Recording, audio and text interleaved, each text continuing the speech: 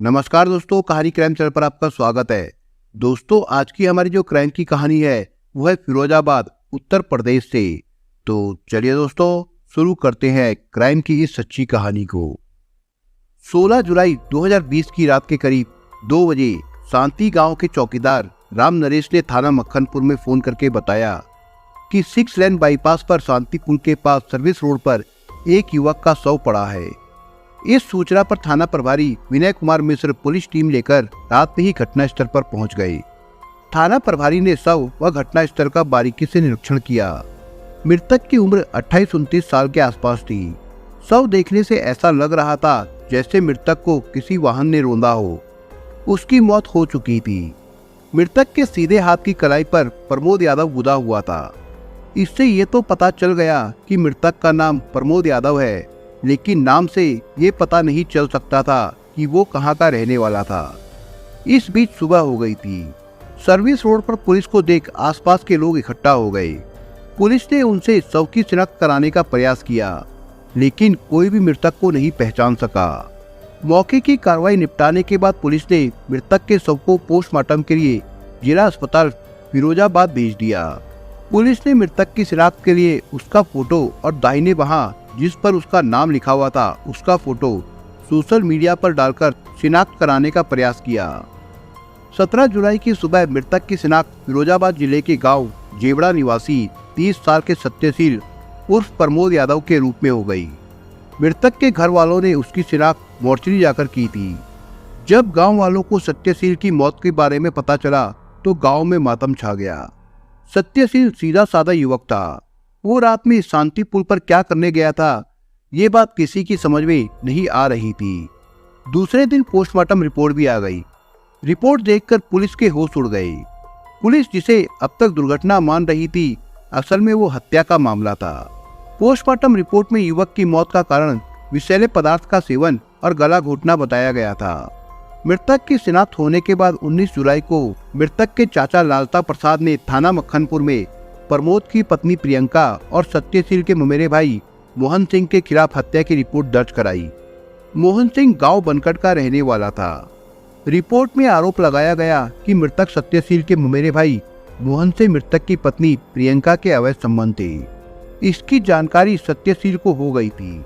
इसे लेकर सत्यशील और प्रियंका में आए दिन झगड़ा भी होता था। रास्ते का कांटा निकालने के लिए दोनों ने षड्यंत्र रचकर सत्यशील की हत्या करा दी है। उधर पति की दुर्घटना में आकस्मिक मौत पर प्रियंका का रो रो कर बुरा हाल था, जबकि ससुराल वालों द्वारा पति की हत्या में उसका हाथ होने की बात बताई गई थी। पुलिस ने चाचा की तहरीर पर धारा 302, 201, 120B, 328 और 34 के तहत हत्या का मुकदमा दर्ज करने के बाद गहनता से जांच शुरू कर दी। इस संबंध में पुलिस ने सबसे पहले मृतक की पत्नी प्रियंका से पूछताछ की। उसने बताया 15 जुलाई की शाम 7:30 बजे सत्यशील किसी कारखाने में काम करने की बात करने के लिए घर से निकले थे। जब वो देर रात तक लौटकर नहीं आए तो उसे चिंता हुई और उसने रात में ही अपने मायके वालों को फोन करके इस संबंध में बता दिया था। उसने मोहन से अवैध संबंधों की बात सिरे से नकार दी। उसने पुलिस को बताया कि मोहन उसका ममेरा देवर है और सत्यशील से मिलने घर आता था। पुलिस ने प्रियंका के बयानों की सच्चाई जानने के लिए उसके मोबाइल को खंगाला। उसके फोन नंबर की कॉल डिटेल्स में एक ऐसा नंबर शक के दायरे में आया जिस पर प्रियंका सबसे ज्यादा बातें करती थी। पुलिस ने उस नंबर को ट्रेस किया तो नंबर मोहन सिंह का निकला। पता चला कि 15 और 16 जुलाई की घटना वाली रात प्रियंका और मोहन की कई बार बातें हुई थी। प्रियंका को संदेह के दायरे में लाने के लिए इतना ही काफी था। पुलिस ने उसे हिरासत में लेकर उससे पूछताछ की। प्रियंका बार बार अपने बयान बदलती रही। इससे वो पूरी तरह से संदेह के घेरे में आ गई। महिला सिपाही ने जब उससे सख्ती से पूछताछ की तो प्रियंका टूट गई। वो थाने में ही फूट फूट कर रोने लगी। उसने अपना जुर्म कबूल करते हुए पुलिस को बताया कि मोहन ने उसे 15 जुलाई को फोन किया था कि सत्यशील को शाम 7 बजे कारखाने में नौकरी की बात करने के बहाने मेरे पास पायनियर तिराहे पर भेज देना। मोहन के कहे अनुसार उसने पति को पायनियर तिराहे पर भेज दिया था। पति की हत्या कैसे और कहां करनी है, ये काम मोहन को करना था। पुलिस समझ गई कि सत्यशील की हत्या प्रियंका और उसके प्रेमी मोहन ने षड्यंत्र रचकर योजनाबद्ध तरीके से की थी। एसएसपी सचिंदर पटेल ने इस केस के मुख्य आरोपी मोहन की गिरफ्तारी की जिम्मेदारी एसपी राजेश कुमार को सौंपी। साथ ही उन्होंने क्षेत्राधिकारी इंदु प्रभा सिंह और थाना मक्खनपुर के प्रभारी विनय कुमार मिश्र की मदद के लिए एक पुलिस टीम का गठन किया। इस टीम के सहयोग के लिए सर्विलांस टीम को भी लगा दिया गया।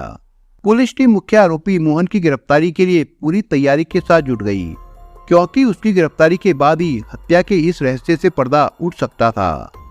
21 जुलाई को थाना प्रभारी विनय कुमार पुलिस टीम के साथ क्षेत्र में गश्त पर थे। तभी मुखबिर ने सूचना दी कि सत्यशील की हत्या में शामिल नामजद मोहन हाईवे स्थित उसायनी मंदिर पर खड़ा है।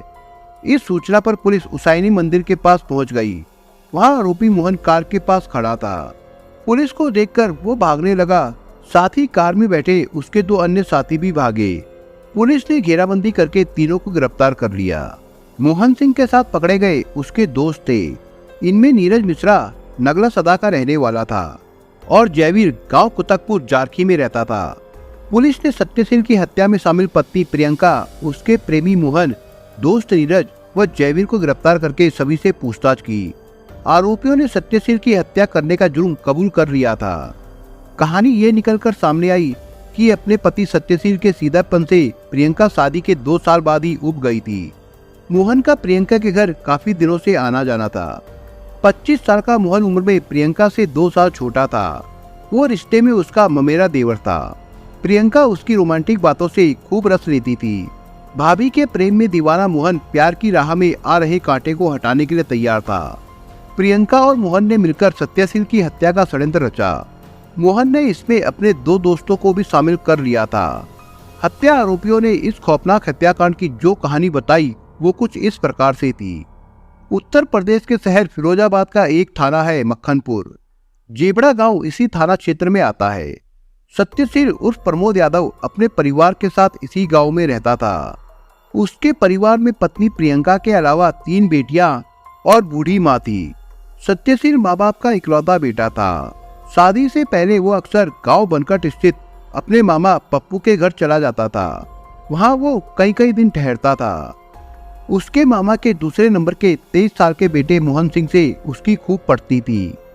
सत्यशील के हाई स्कूल कर लेने के बाद घर वालों ने उसकी शादी गांव भड़ाईपुरा निवासी एक युवती से कर दी। शादी के बाद सत्यशील के 2 बेटियां हुई। उसकी बड़ी बेटी मानसी इस समय 7 साल की व मानवी 6 साल की है। तीसरी डिलीवरी के दौरान सत्यशील की पत्नी की मृत्यु हो गई। दोनों बेटियां छोटी थी। उनकी परवरिश करने वाला घर में कोई नहीं था। सत्यशील के पिता महेश चंद्र की मौत हो चुकी थी, जबकि मां दिमाग से कमजोर होने के कारण घर गृहस्थी का काम नहीं कर पाती थी। इसके चलते सत्यशील के ससुराल वालों ने 2 साल पहले उसकी शादी गांव उतरारा की अपनी जानकार 25 साल की प्रियंका से करा दी। प्रियंका की 1 साल की बेटी है किट्टू।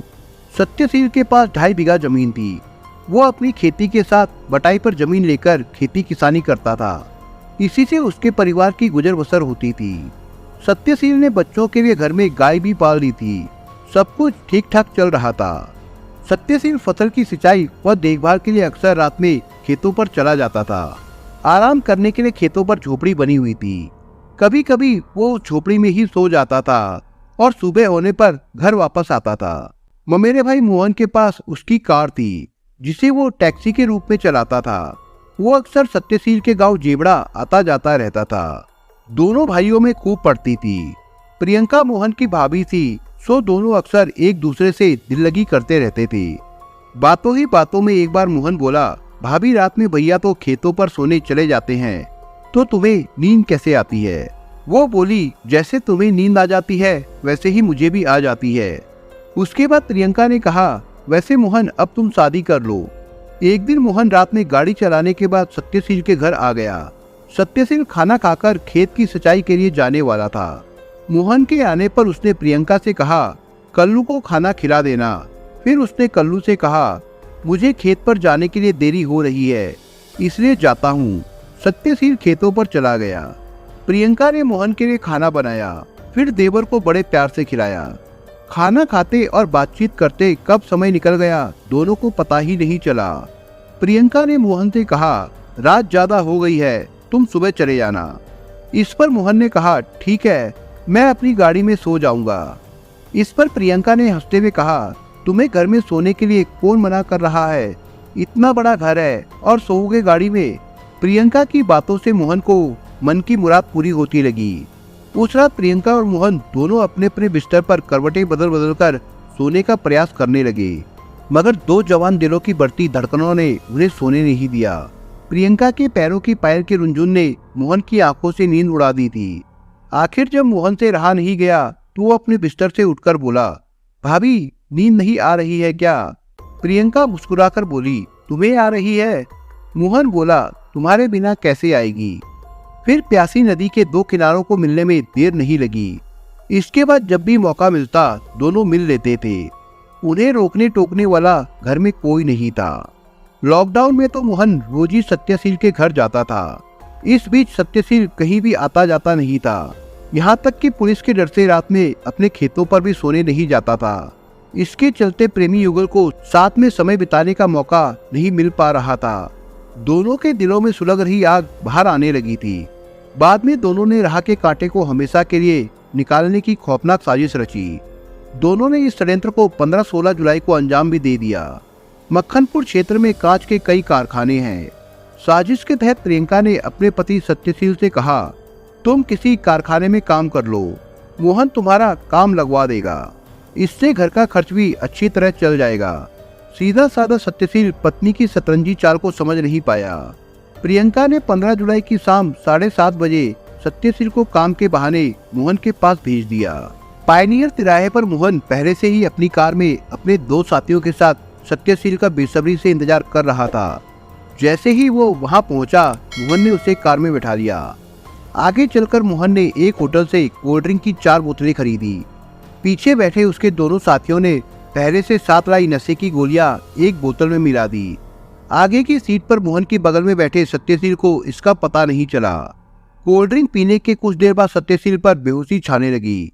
मोहन का इशारा मिलते ही जयवीर व नीरज ने मिलकर सत्यशील के गले में पड़े सफेद रंग के अंगोछे से उसका गला दबाकर गाड़ी में ही हत्या करने की कोशिश की, लेकिन उसके मुंह से खून आने लगा। इस पर मोहन गाड़ी को शांति पुल के नीचे ले गया और सत्यशील को सर्विस रोड पर फेंक दिया। उसकी मौत की पुष्टि के लिए इन लोगों ने कार 2 बार उसके ऊपर चढ़ाई। जब उन्हें पूरी तसल्ली हो गई कि सत्यशील मर चुका है, तब मोहन ने प्रियंका को रात में ही फोन करके बता दिया कि काम हो गया है। इस पर प्रियंका ने कहा, कार चढ़ाने के बाद तुमने देख भी लिया है कि उसकी मौत हुई है या नहीं? मोहन ने उसे तसल्ली दी कि तुम किसी बात की चिंता मत करो। मोहन ने हत्या को दुर्घटना दिखाने के लिए सत्यशील के ऊपर 2 बार कार चढ़ाई थी। मुख्य आरोपी मोहन ने हत्या की योजना में शामिल करने के लिए दोनों साथियों को 15-15 हजार रुपए देने का प्रलोभन दिया था। साथ ही नीरज मिश्रा को एक मोबाइल भी खरीद कर दिया था। पुलिस ने उस मोबाइल के साथ ही मृतक का मोबाइल, प्रियंका का मोबाइल, हत्या आरोपियों के कब्जे से खून से सना सत्यशील का गमछा, कोल्ड ड्रिंक की 4 बोतलें, हत्या में इस्तेमाल कार आदि चीजें बरामद कर ली। पुलिस ने सत्यशील की हत्या करने के आरोप में प्रियंका, मोहन, नीरज व जयवीर को अदालत में पेश किया, जहां से उन सभी को जेल भेज दिया गया था। प्रियंका की बेटी किट्टू व गाय को प्रियंका की मां अपने साथ ले गई, जबकि पहली पत्नी के मायके वाले दोनों बेटियों को अपने साथ ले गए। दोस्तों, इस कहानी के बारे में आपके विचार क्या है, हमें कमेंट बॉक्स में जरूर बताएं। और दोस्तों, अगर आपको हमारा काम पसंद आया हो तो वीडियो को लाइक शेयर जरूर करिए। और अगर आपने अभी तक चैनल को सब्सक्राइब नहीं किया हो तो जाने से पहले चैनल को सब्सक्राइब जरूर करिए दोस्तों। धन्यवाद।